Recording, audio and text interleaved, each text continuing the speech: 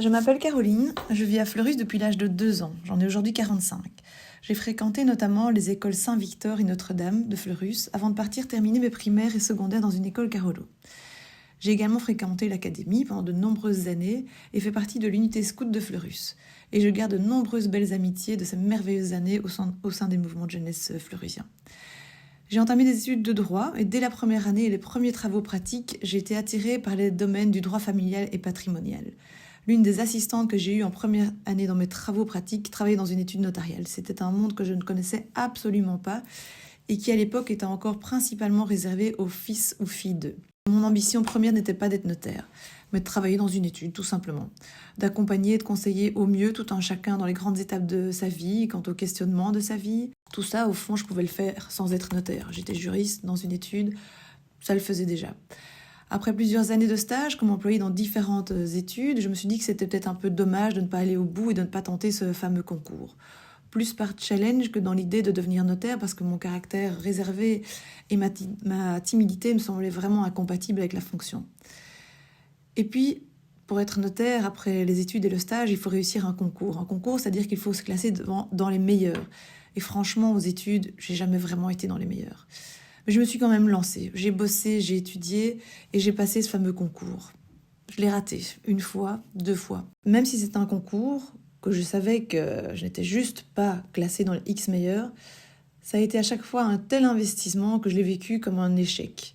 J'ai donc décidé de m'arrêter là. Après tout, le job que j'avais me plaisait déjà énormément. Plusieurs années plus tard, ceci dit, et parce que les femmes ont des ressources insoupçonnées, alors que je venais pourtant d'accoucher de mon 3e enfant et que nous étions en plein travaux, quelques semaines avant la date annoncée du concours, je sais pas, quelque chose me tiraille encore et je décide de le retenter une dernière fois. À la plus grande surprise de tous, mes amis, mon mari, ma famille. J'ai tout mis en œuvre pendant les 8 semaines qu'il restait avant ce fameux concours. Je me suis isolée de longs week-ends et cette année-là, je l'ai réussi. J'ai halluciné quand j'ai vu mon nom inscrit dans le moniteur belge. Cette année-là, nous étions environ 200 francophones à passer ce concours et j'ai réussi à me classer dans les 20 meilleurs. Me voilà nommée candidat notaire.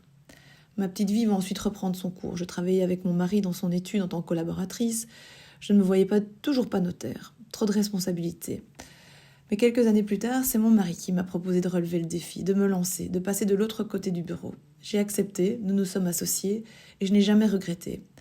Au fond, quel risque est-ce que je prenais? Celui de valoriser mes compétences, car oui, je l'avais réussi ce fameux concours. Celui d'être aux premières loges d'un métier que j'adore, car oui, c'est incroyable ce contact et cette confiance que nous font toutes ces personnes qui passent dans notre étude. Celui de faire vivre cette profession et d'être ambassadrice d'un métier souvent assez méconnu, car oui, des préjugés, il y en a. Mais c'est vraiment un métier de proximité pour qu'il exerce avec tout son cœur. Par ailleurs, je suis également maman de 4 enfants aujourd'hui. Et je l'avoue, ma plus belle réussite est d'avoir réussi à allier épanouissement professionnel et familial. Ça demande pas mal d'organisation, c'est vrai, mais ça en vaut vraiment la peine. Et j'encourage toute femme à croire en elle, à mettre tout en œuvre pour être épanouie dans leur vie professionnelle et familiale.